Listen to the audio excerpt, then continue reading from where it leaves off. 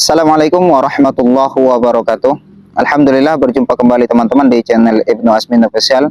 Mudah-mudahan kita semuanya senantiasa dalam keadaan sehat walafiat dan selalu istiqomah di jalan Allah Subhanahu wa taala. Amin ya rabbal alamin. Di sini ada pemberitaan yang baru viral teman-teman, di mana KDM ataupun Kang Deddy Mulyadi, Gubernur Jawa Barat, baru saja mendapatkan teror ya, mendapatkan ancaman di komentar YouTube-nya teman-teman, di mana ancaman tersebut mengatakan kalau si pengancam ini bakalan mau membunuh KDM teman-teman ya. Coba kita dengarkan berikut ini teman-teman.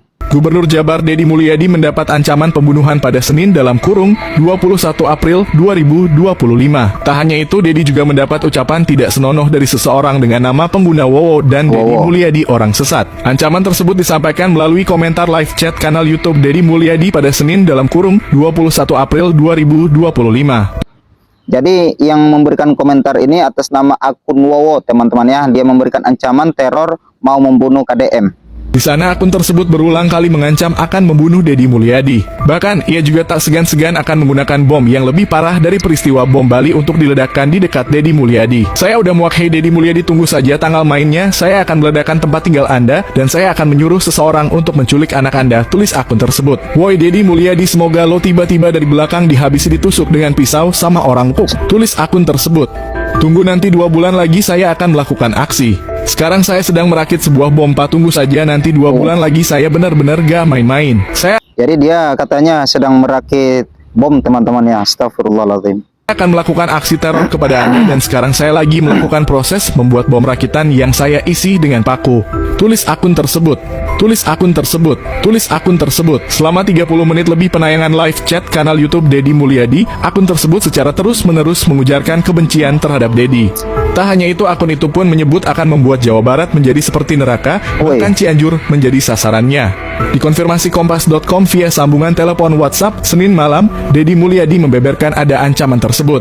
Deddy mengatakan bahwa pemimpin dalam setiap langkah bisa ada yang suka dan tidak suka.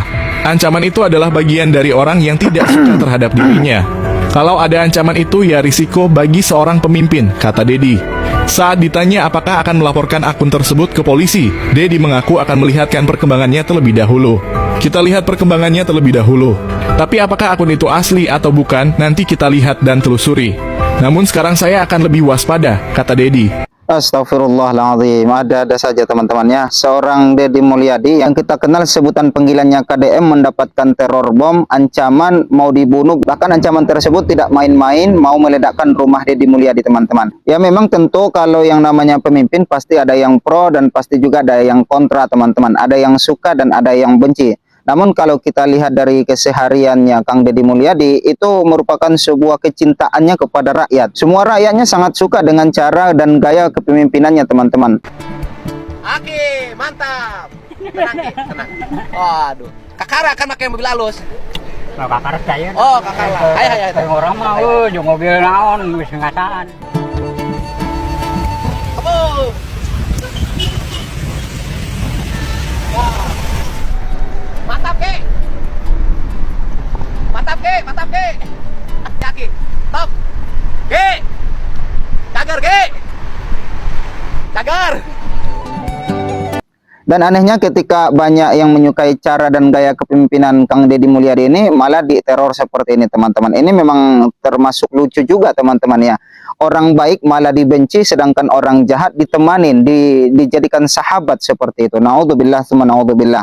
Coba kita dengarkan apa tanggapan daripada Kang Deddy Mulyadi setelah mendapatkan ancaman tersebut berikut ini. Iya, kalau saya sih sudah sejak saya jadi bupati udah terbiasa ya diancam dibunuh, diancam diculik, diancam apapun, dan itu kan bagian dari dinamika resiko seorang pemimpin. Kalau pemimpinnya banyak melakukan langkah-langkah yang dianggap merugikan beberapa pihak, ya pasti ada orang yang tidak suka, dan orang tidak suka itu bisa jadi ada dua, satu serius, kedua iseng. Tetapi dalam problem seperti ini kan kita tidak bisa dianggap terlalu serius, juga tidak bisa dianggap terlalu iseng. Ya nanti saya mau kaji lah apa yang harus saya lakukan terhadap ancaman-ancaman seperti ini, apakah harus lapor atau tidak dilaporkan.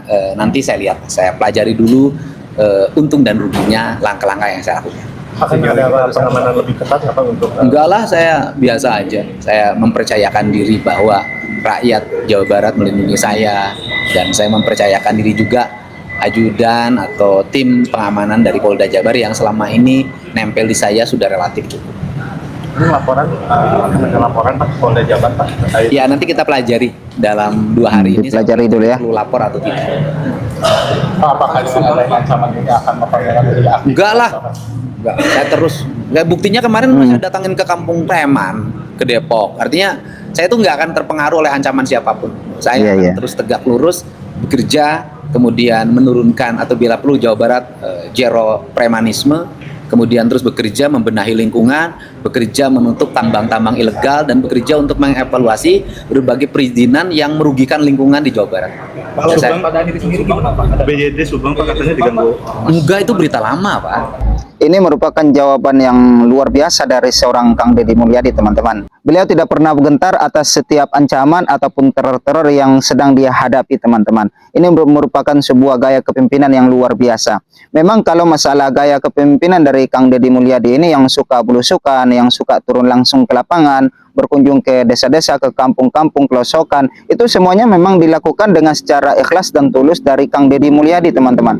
Namun saya disclaimer di sini, teman-teman. Saya mengatakan seperti itu bukan berarti saya orang Jawa Barat. Tidak, saya bukan asli orang Jawa Barat, teman-teman. Saya jauh dari Jawa Barat, teman-teman. Saya berada di Pulau Sumatera. Akan tetapi ketika saya melihat cara dan gaya kepemimpinan Kang Deddy Mulyadi ini, memang sangat saya sukai, teman-teman. Dan anehnya ketika di video sebelumnya saya mengangkat terkait dengan Kang Deddy Mulyadi mau ditangkap, ya itu kan sebenarnya cuma guyonan ya, teman-teman. Orang Jawa Timur itu membuat suatu video yang mengatakan mau menangkap Kang Deddy Mulyadi dan dibawa ke Jawa Timur, mau barter dengan Bu Khofifah katanya, teman-teman. Di sana ada satu komentar yang masuk di dalam video tersebut yang mengatakan kalau saya ini dibayar. Astagfirullah. Dikatakan saya dibayar oleh Kang Deddy Mulyadi untuk membuat video itu. Na'udzubillah. Itu merupakan fitnahan yang keji terhadap saya, teman-teman.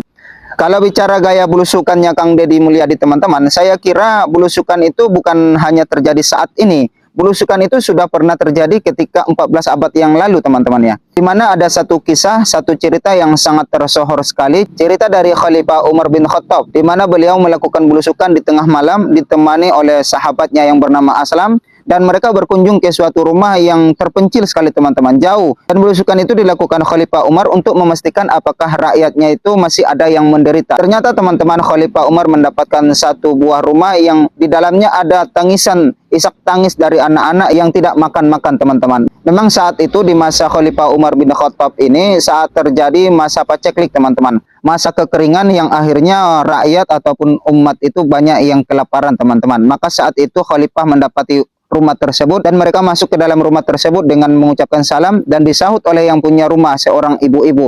Ternyata ketika dilihat oleh Umar bin Khattab bahwa ibu itu sedang memasak, tetapi air mata Umar bin Khattab ini terjatuh seketika, teman-teman. Kenapa? Karena ketika Umar bertanya, apa yang engkau masak? Ternyata ibu itu sedang merebus batu, teman-teman. Nah, jadi kisah belusukan itu sudah pernah terjadi di masa Khalifah Umar bin Khattab. Tentunya saya kira, kalau menurut saya, Kang Deddy Mulyadi yang suka belusukan itu merupakan salah satu cerminan bahwa dia adalah pemimpin yang peduli kepada rakyat, pemimpin yang suka dekat dengan rakyatnya, pemimpin yang sangat cinta kepada rakyatnya. Dia mau pastikan rakyatnya tidak ada yang sengsara, rakyatnya tidak ada yang menderita. Mudah-mudahan Allah Subhanahu wa taala selalu melindungi Kang Deddy Mulyadi. Amin ya rabbal alamin. Ora diomel. Heeh. Ya jangan beli alat pendengar. Jangan beli alat pendengar eta. 1,5 juta. Oh, itu jangan beli alat pendengarnya. Aki sing sehat. Luar biasa aki teh. Nuhun nya. Ki sing sehat. Semangat. Bagaimana pendapat teman-teman semuanya? Silahkan tinggalkan komentarnya dan kita akan berjumpa di episode berikutnya. Terima kasih atas kehadiran dan kebersamaannya. Mari bantu channel ini berkembang dengan menekan tombol subscribe-nya, aktifkan loncengnya, like, komen, dan share. Jazakumullah khairul jaza, wabillahi taufiq wal hidayah. Wassalamualaikum warahmatullahi wabarakatuh.